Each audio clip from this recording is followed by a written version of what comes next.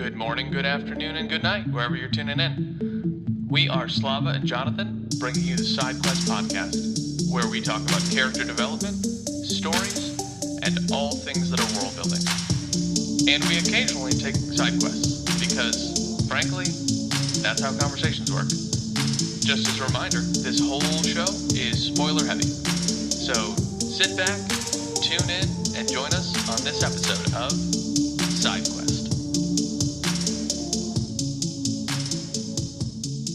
Good evening, Slava. Jonathan, it is a good evening, isn't it? Coming at you from the world of Cradle. Back at it again. Back at it again. I'm very happy to have caught up with Yerin. Just Yerin, and Lindon. And No. Lindon. It's okay. You can be honest. We know you don't really like Lindon.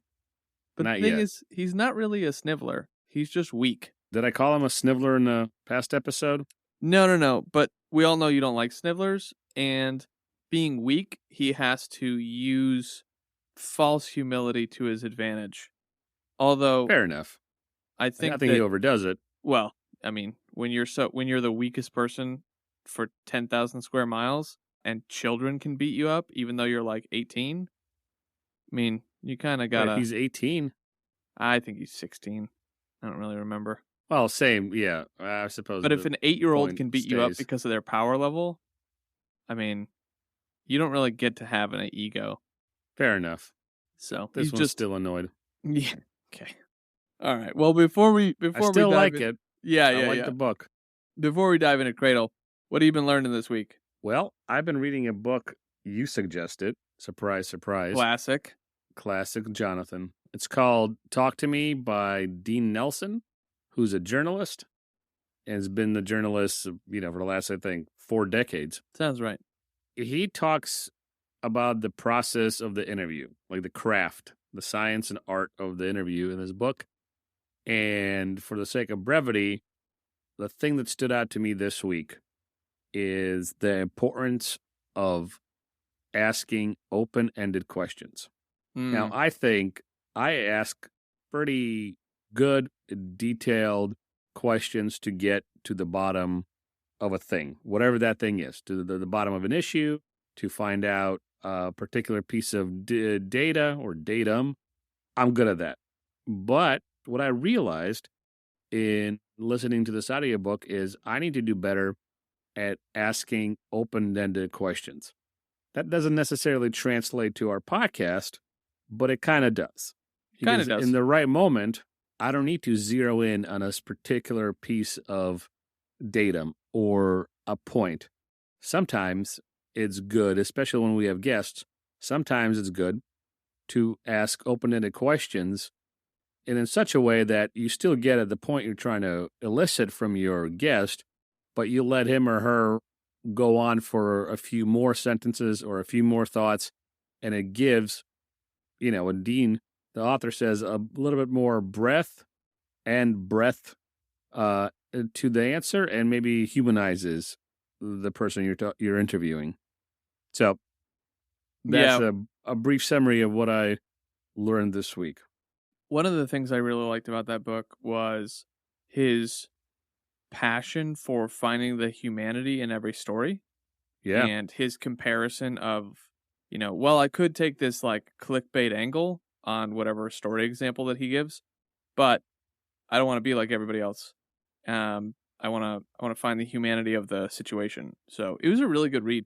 And if you want to learn how to have better conversations across the board, even though this is written by a reporter and a journalist, I thought it was really insightful.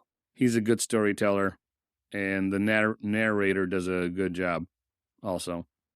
I think he might be actually reading his own book. So either way, it's a good read. I don't think it was the same reader. I thought it was somebody different. Nah, I don't know. I don't pay attention to that. Unless the narrator is a complete, jackwagon, then I'll make a note never to buy a book with him as a narrator. But normally I'm like, all right, narration's good. We're plowing through this. Fair enough. What has Jonathan been learning this week? Jonathan has been working on his MBA, and he is behind again. We're learning large financial models, and It is interesting, and I really enjoy the content, but I'm learning that it's just being an adult is boring when you're really trying to grow and progress. And although we don't see it in Lyndon's story, I feel like there's moments where he's just like, okay, I got to put some more reps in, Like every day that I get up, I make some coffee, I work, and then I finish work, and then I do my MBA. And like tonight, I was going to work on my MBA before this, but there's a bunch of birds in the area, and so my car has bird crap on it, and bird crap is acidic and it will tear up your paint. And so I've been wanting to get a car wash, tried to go last night, couldn't because I literally have, I work till like 6 or 6:30 every night, and then by the time that you do some sort of small break, even running an errand to the car wash and the grocery store, maybe I stopped for froyo, but it's 9 o'clock by the time that I get home. And it's like, okay, well, I'm going to record a podcast. And then after that, I'm going to put another hour into my MBA and try and get caught up. So MBA stuff, content's great. Just where does the time go? Yeah. Yeah, even today, I'm lucky enough to work banker's hours probably 80% of the year. But even with banker's hours, a 20-minute break, I'm not like sitting around watching TV for 4 hours, getting right into the housework, whatever that is. For me, it's usually making dinner and, getting the grill ready and then doing odds and ends around the house or preparing for this podcast, reading books, or recording this podcast. So I don't have a lot to do, a lot less than obviously you do. And still, I turn around and I'm like, it's 8:15. I have to record in a half an hour and I'm just finishing dinner. Yeah. How is this possible? Yeah. Literally, I came home around 5:30, 5 o'clock bus, 5:45 I was home. At 6 o'clock or 6:10, I was already making dinner, prepping the stuff. My wife just walked the dog. I said, all right, I need you to make the rice. I use her as my sous chef. We're doing the things we're supposed to do. I cleaned up the kitchen, steak on the grill. We're talking. I turn on some music. I'm like, wait a minute, it's 8:15. How is it 8:15? Steaks take 9 minutes to cook on each side if they're thick. Mine was a skirt steak, 5 minutes on each side. So I'm like, this is a quick dinner. I'll eat, and then I'll have an hour to play a video game and kind of get into the mode of recording this podcast. Yeah. And nope, no video game, no getting into any modes. I got to talk to Jonathan in exactly 14 and a half minutes. Yeah, the world... Time flies. It's nuts. I think I mentioned this before, but been hassling my girlfriend about her time management because time management with the new career that she's getting into is like deeply important. And I mean, hearing your schedule, knowing my schedule, it's like time management is how you get paid better. I mean, if you're going to really break it down, like, yeah, there's levels of competence in like whatever skill you're providing, but your time management has to be pristine. You got to, show up on time, be prepared for your meetings, know exactly what you're going to be talking about, have the right questions. And then when you go home, sometimes you got to do extra work about these things because like there's only so much time in a day. And if you have a dozen meetings, like you don't have time to actually do work, which sometimes happens to me where it's like, cool, our meetings are done, but I still have work to do because I need to do the work that I was supposed to do during the day, but instead we were having meetings. It's just wild. Like time is crazy. And then you have to always the other side of that, and I'm not going to say coin because it's not a refutation of your point. It's just the other side of this cube, right? This is multifaceted. The other side of the continuum. The other side of the continuum, exactly. Space-time continuum. Is sometimes you have to just tell work to go pound salt. Nobody owns your life. I don't care if you pay me $1 million an hour, or $1 million. Let's make it realistic. $500,000, $600,000. Some exorbitant amount for a marketing gig. For the year. For a marketing gig, right. Sure, yeah. Yeah, there's probably a lot more expected from me than the guy who is entry level making 72, right? And that's fair. More responsibility, more time on call. It's $11.5 grand a week. Yeah. So you have more responsibilities. You're more likely to be on call. But at some point, you can take your $600,000 and shove it up your ass. You don't own my life. you might have had 10 meetings, right, in the day. Yeah, that cut out a lot of time for you to do your work. Guess what, buddy? That's your boss's problem. Now, you can be, and you should be responsible, and you should do extra work outside if it is absolutely necessary, in my opinion. But they don't owe you. Like, manage your day better. Have 2 meetings a day instead of 10 on Wednesday. Yeah. You don't owe me. We have a contract. I might be a good guy and go above and beyond, and I think that's honorable. Maybe that's too strong a word, but I think that's sometimes necessary. Honorable's a good word. Yeah. I think that's sometimes necessary because it is.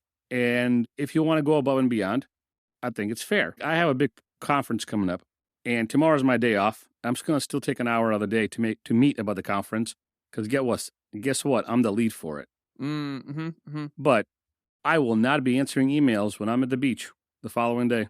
You're a better man than me. Listen, I have really good bosses, and I know they have my back, and they have really good boundaries, and they even asked me 3 times, you sure you're going to call in for this? I'm like, yeah, I have to because I'm the lead, and I'm okay with doing that. Anyway, I am taking us off on the weird tangents. Let's do the episode instead. Yeah, let's do this episode. But before we dive in, be sure to click the subscribe button on your favorite podcast platform so that you can stay up to date on all of the episodes and these weird rants. Also, feel free to dive into the comments section and go, hey, I used to work a job like that, or I've never worked a job like that. I show up at Starbucks, I make my coffees, and then I leave. Good for you. Let's talk about it. Anyway, Yeah. Okay.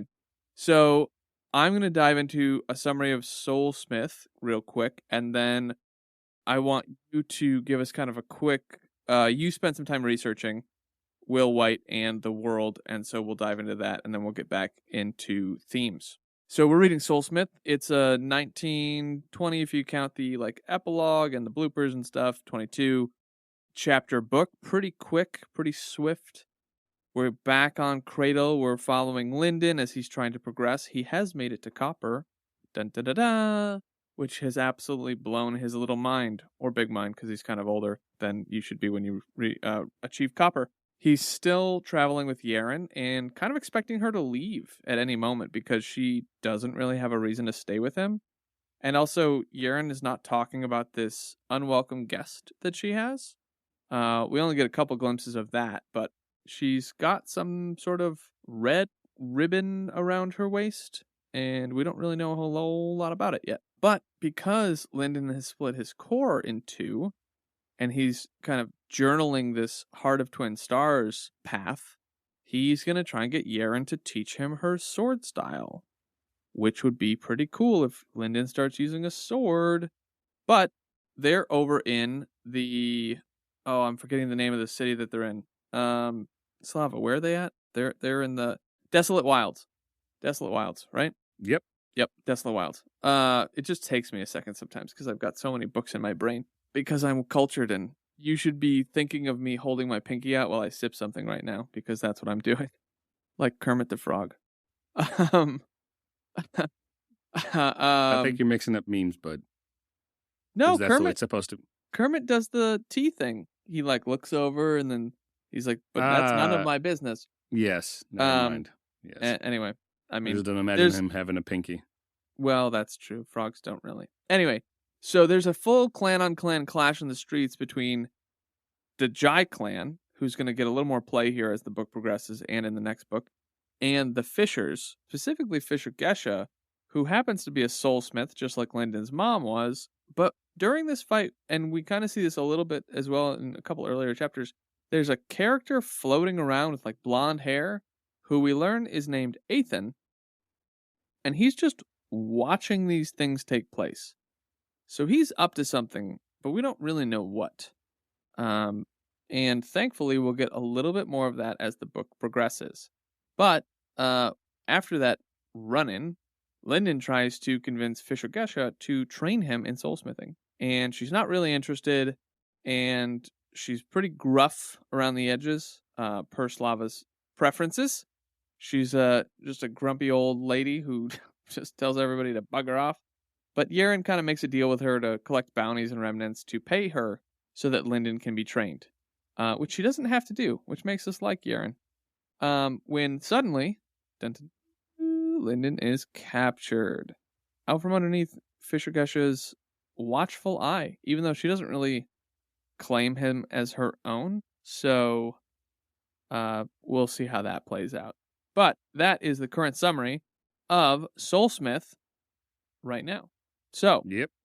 why don't you, Slava, tell us about the author and the world a little bit? Right. So I don't think we covered this in our last We Cradle didn't. episodes. I don't think we did. So that's why I went on a little hunt of Will Wight. A little gooseberry chase. Yeah, something like that. So Will Wight, known as William Lawrence White III, he's an American fantasy literature author, best known for Cradle series, Wow. which I know, mind-boggling, which has topped Amazon and New York Times bestsellers. I sound like I'm doing an infomercial, but he's done that, and that's great for him. He's younger than us. Oh, I hate him. He's 33. That can't be right. This wasn't updated. I'm 35. He was born in 89. He should be... Oh, no. He'll be 34. It's his birthday in 2 days. Happy birthday, Will. That's why the math didn't add up. Happy birthday, Will. All right. How's sorry, the NBA continue. going? You're learning numbers? Big numbers? Right. So this young whippersnapper has been publishing since 2013 when he was, I don't know math either, when he was 22, 21. But in his early 20s. He's won a few awards for his self-published books, including something called the Stabby Award, which is something you get for a self-published or independent novel. Sounds up your alley. Yes, the stabby part. Right. So the next part, don't quote me on this. Take it with a grain of salt. I found it in my research, but whatever. So Will apparently draws his inspiration from some Haya and Wuhaya literature. Is an X in Chinese an H sound? Haya and Wuhaya? Probably. Because I thought it was a Z sound. Zain, Zaya, and Wuzaya? I thought so. I mean, because X in Spanish is like an H sound, but I thought Chinese it was different. Well, you know what? Tell us in the comments. Yep. So, he draws his inspiration from Chinese literature, and that's why this feels like, progression fantasy or progression anime. That's why this has a more of a Asian feel to it. Like when you're reading this, it sounds Eastern. Yeah. For lack of a better term. Yep. So something that I thought was interesting is this is from the scouring of his blog. So this I am confident in saying. All of Will Wight's novels take place in the same multiverse. Now you guys have to go to the comments where he responds to people's questions to get this information. All of his novels, according to Will, in the comments, take place in the same in the same multiverse, but in different universes known as iterations. Yeah, that's interesting. So you told me that just before the episode started, and I was like, I don't think that that's real. And then you promptly showed me that it was real, and I was like, oh, okay. I didn't know that. I mean, I've only been following Will for 4 or 5 years. So the Cradle series was on, Ghostwater was already out, and then every other book I've been present for the release of, but I haven't necessarily dove into the details of his author career the way that I have with like Sanderson. Right. Well, that's why you have me. True. Now you can tell people that you're a real fan of Will Wight. You'll be like, hey, did you know that Will Wight's books all take place in the same multiverse? So I wasn't a fan before. Got it. Thanks. Yep. Appreciate it. Well, I'm just saying, you're as big of a fan of Will Wight as you are of Sanderson. Now I am. As established in episode 12. Here's the thing. I'm actually not, because I've only read the full Cradle series and the Traveler's Gate series. I haven't read Elder Empire at the moment. How many books is that? 6, I think. Because Okay. there's the Shadow books and then there's the Sea books. It's on my list, but I just haven't gotten to it yet. And, I mean, we could add it to the list. and just kind of like, well, we don't know what's going to happen, and just another one of those style things. Yeah. Anyway, No, we'll figure it out for sure. Let's see what's next. Okay, one more point about Will Wight and the Cradle series that I think will be interesting. The genesis of the Cradle series was planned to be like a free web serial to maintain reader interest. According to him. And he was writing another book, probably one of the books you read or not read. probably Traveler's Gate. Yeah. He experimented with a mailing list for his short stories, very 90s, to continue writing. So he wanted to build this world, right? Then he faced some financial challenges in 2015, and Soulsmith was born out of a need to satisfy readers while working on another project. So he was doing that thing. What I got from it, and again, this is a blog, this is an old blog. Reading some of the long form blogs and reading the comments, this is what I sort of got out of it. So, Will, sorry if I am off topic or not saying it right, but he was working on a few different projects. Soulsmith, he was forced to write to satisfy reader demand, and he was working on something else. And somewhere around there, he decided to self-publish and put this out, and the Cradle series took off, from my understanding of what I researched. So that, in a few minutes, is the author Will Wight and how we come to know and have Cradle and Lindon and the rest of them. So it's interesting to me that people still try and do serial stories. So there's one really popular one that we have, I think, mentioned before, but never dove into, called Worm. It's a complete web serial that is finished now, but was released snippet by snippet. And then last episode, we also learned from Chris that Dune was originally released as a serial. So I'm wondering if there's going to be a resurgence of people releasing serial content little by little to grow their audience bases. I think when you release as a serial, you have to be snappier and quicker with your writing, and you don't have time for long drawn out plot moments because you need people to want the hook for the next I want to say iteration, but the next release. Yeah, no, it makes sense. And I actually enjoy it. There's a thing to be said for being able to binge watch 17 episodes in a weekend. I like that too, and I'm not apologizing for it. But there's also something to be said for anticipation, right? Yes. I remember when there was a to be continued episode. You had to wait a whole week to find out what happened, and it was kind of cool. Yeah, I remember to be continued episodes. What was really frustrating, though, if they did a to be continued and then they didn't release the next one the next week, they went back to reruns. That was super frustrating. I think that happened once to me. Once? Happened to me a dozen times, if not more. Maybe your state had bad TV. What words did you just say? You know what? It's just one of those nights. I'm just gonna apparently chalk it up to that.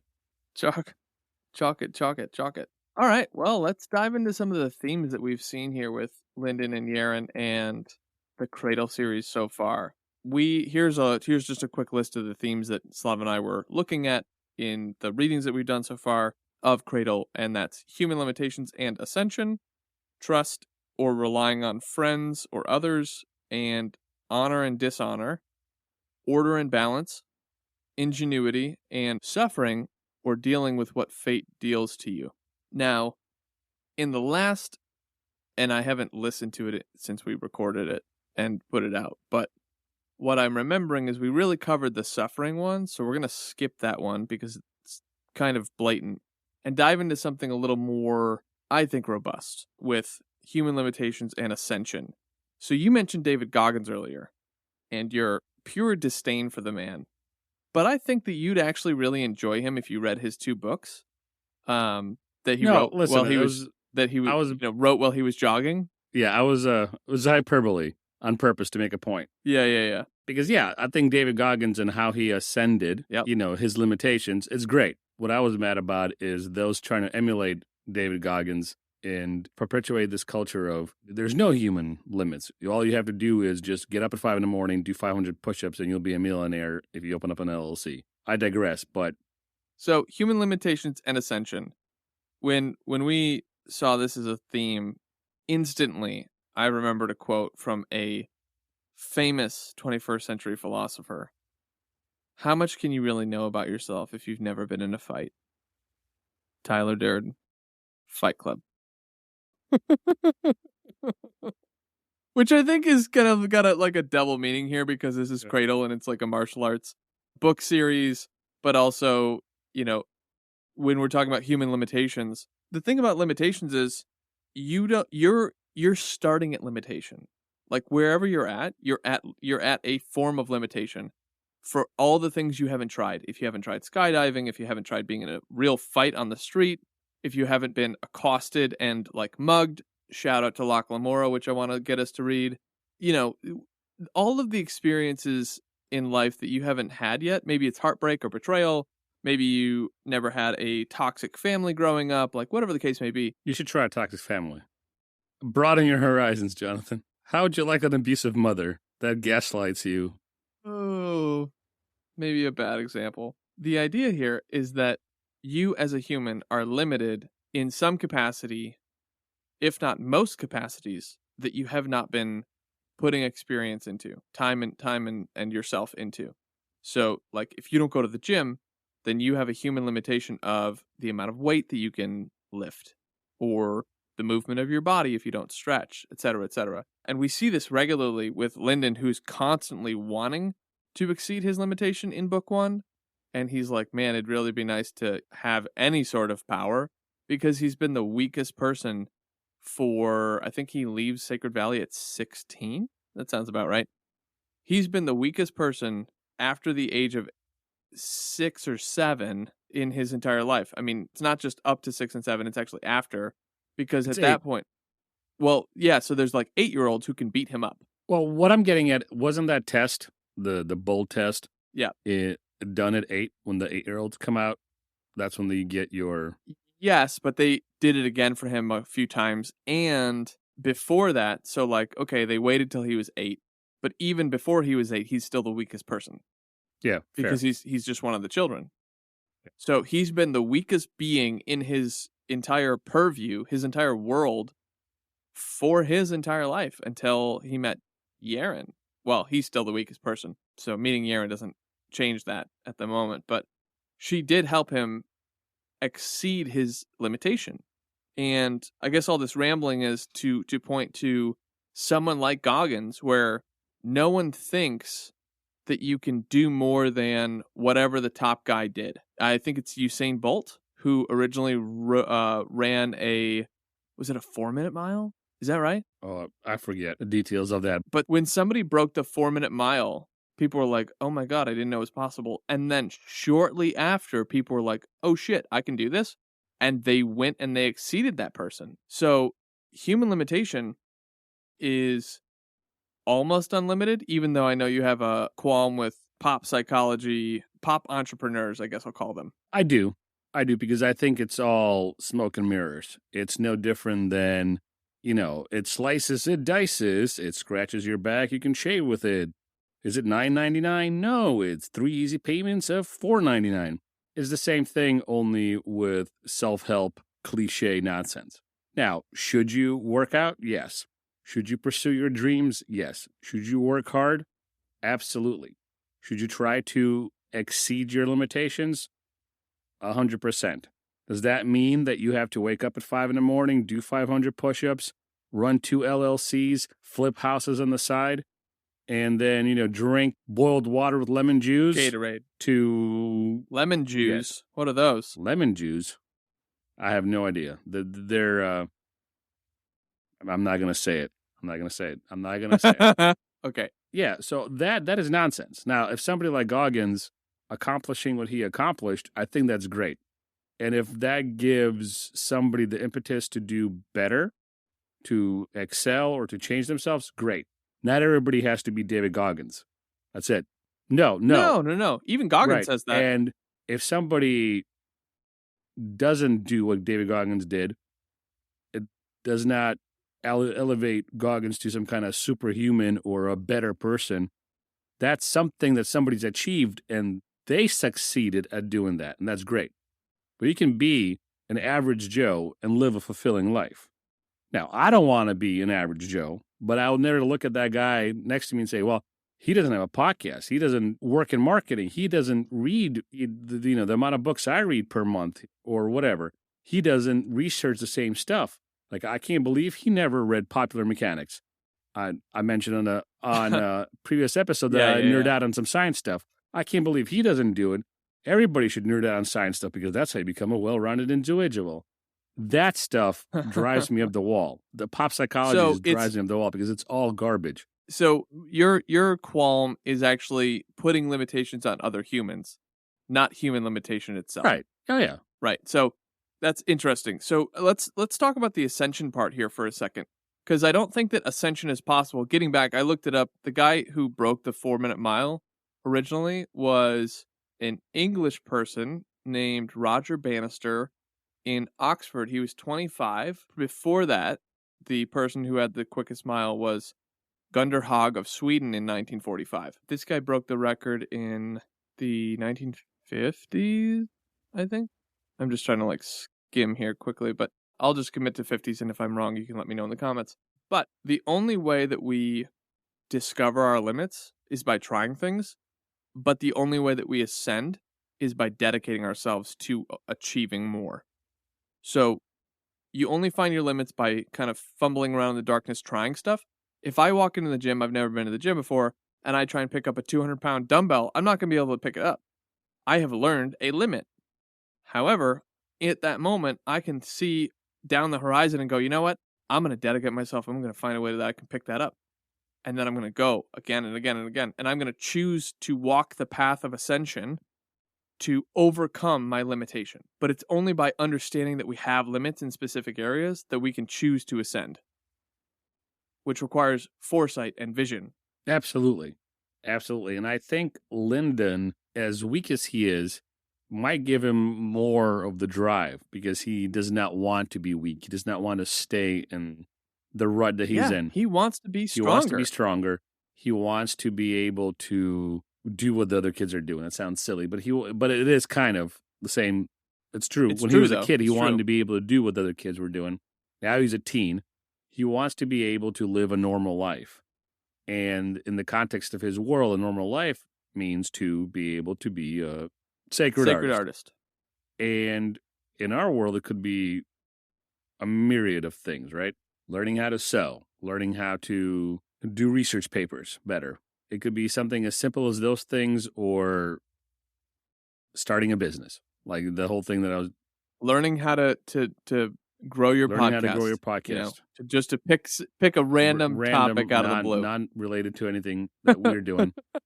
Topic, right? Yeah. So all that. Let me put it this way: if you want to find out your limits, get into a street fight. No, I'm kidding. If you want to find out your limits, you have to you have to be able to try and fail, I guess, right? Or at least try, if you're not failing, but at least you're trying consistently with that, whatever that light at the end of the tunnel is, with that in mind, with the goal in mind. Otherwise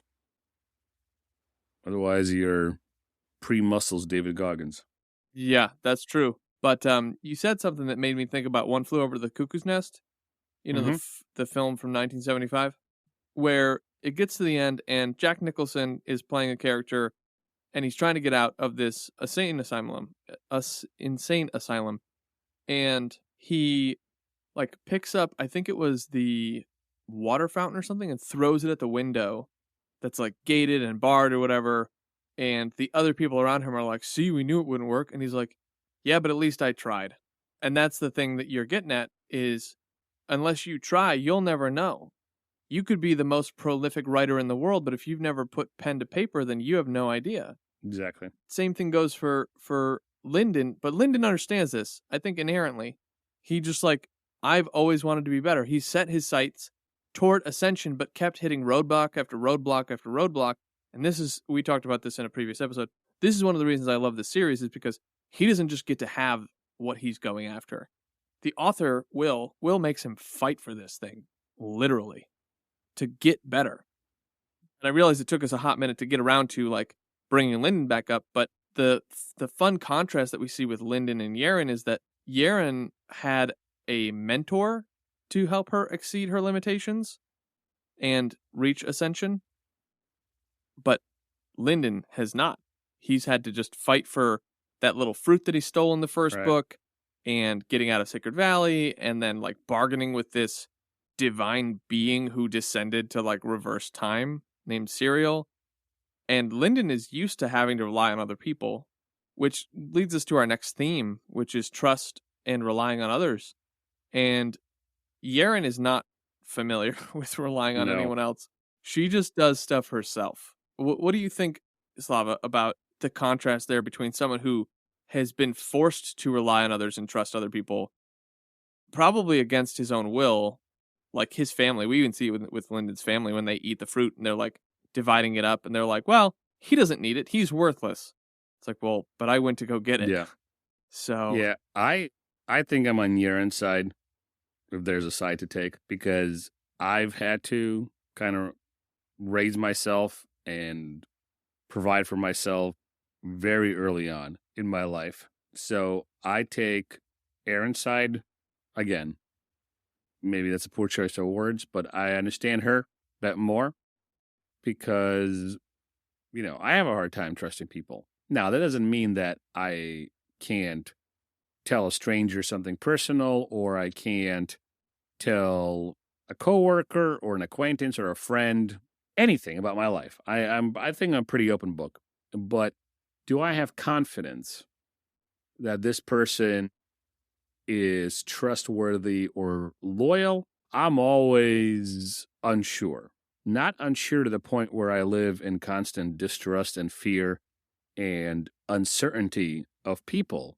I am confident, in a lot of my relationships, including ours. I have confidence that it's a good relationship. We're friends. We're doing this podcast together. Mhm. It's not like I wake up in the middle of a night in a cold sweat wondering if Jonathan's going to betray me somehow, or do something, that will betray trust or break our friendship. No. But I have a hard time trusting people nonetheless, if that makes sense. It almost sounds like I'm contradicting myself. I don't think it's a contradiction. I think it's a paradox where I trust people. I'm more trusting than a lot of people I know who would say, "Hey, why'd you tell, John about, your family stuff? That's kind of private." I'm like, well, because no skin off my back. I can share my story of abuse to a person who might not be a close confidant, because that's just a story, and I'm not going to give every sort of detail. That's called social cues. Mm-hmm. But I'm able to share the fact that yes, as a kid I was abused, and that have no bearing on whether or not I trust that person. And there's always context and definitions and situations. Well, and you've separated yourself between like information and the emotional attachment of information. Yeah. Right? Like trust is a highly individualized thing. Trust is made up of reliability, credibility, and intimacy. And the thing we really defend ourselves with is when we don't trust people, we're defending ourselves against intimacy and just like you brought up earlier, like boundaries, because we don't want to get hurt. And so like, well, if I trust this person, I'm opening myself up to get hurt, whether that's betrayal or broken trust or, insert your negative piece of suffering. But with Yerin, I think Yerin is a great kind of mirror for you where she lost her whole family. And based on your story, it's like, well, you didn't really have a family either, not really. And you have to survive on your own. And then you get into this big bad world and you're just used to like not trusting people because it's like, well, they let you down anyway, or they abuse you or whatever. So, and then like Will does this really wonderful thing where he pairs Yerin with Lindon, who has always had to rely on other people. And like, if Yerin leaves in this book, Lindon doesn't really have a leg to stand on. So it's such a fun contrast of running these two things side by side. As you were talking, this just came to me. There's been Lindons in my life. Lindons were placed in my life sometimes for a couple months, sometimes for a couple days, sometimes it was just a conversation. But without all the prickly aspects of Yerin, when these people came into my life, somehow, by God's grace, I was able to be an encouragement because I had to raise myself, because I had certain experiences, I was able to, maybe guide them is too strong a word. I don't want to overstate it. But there have been like people who were obviously, and if you were in that situation, you would know what I mean because you would just see it play out, obviously weaker than me. Obviously, a lot more lost in the big bad world that you referenced a couple of seconds ago. And, I had to, I didn't have to, but I was given the opportunity to kind of, I don't know, encourage them is the only word I could come up with. Maybe mentor them in a little bit. This was not like, a year long or multi-year or a lifelong anything. It was just people coming in and out of your life as you're working, coworkers or, people you will go to college with and you kind of strike up a conversation. But it just, I don't know. That's it. It just dawned on me. I'm like, there's that pairing up. It works out naturally. I think sometimes Providence, God will put people in your life and it works out that way. And I think, God oversees all affairs of men, but sometimes you don't notice it because you're down here, you're going through the motions. But a person will come into your life and you play the role of Yerin, and sometimes more happily than she plays the role. That's fair. Do you think that Yerin's going to stick around? Like, she doesn't really gain anything from Lindon, and, well, every relationship doesn't need to be value-based of, like, I'm only going to stick around if you owe me something, or, owe me, or, like, you benefit me somehow, right? I think she's going to stick around. I think underneath the prickly demeanor, she has a soft spot for Lindon, and she's also alone. Yeah, that's true. As much as she doesn't trust people and is self-sufficient, she's a human, and humans need connection. So there'll be within her this innate desire to connect with people. And right now, with all her baggage, and we don't have to dissect every little thing, but because of who she is, I think Lindon is the only person she can truly trust because he is weaker than her. And she kind of has a soft spot for him. If I think, fair. That's fair. Yeah. She did lose her mentor, the Sword Sage, and we kind of pick her up with her as that's happening in the first book. So I was just curious on if you thought, maybe she was going to run her own gambit because she's been alone for so long. I don't think so. I think if there's 12 books, the logical part of me going, if there's 12 books, she has to be around for a few of them. It can't be like, it's Soulsmith, she pieces out. But that's an assumption. But I think just reading her character over 2 books, reading the last few chapters, like 9 through 11, almost into 12, just my feel for it is she's going to stick around.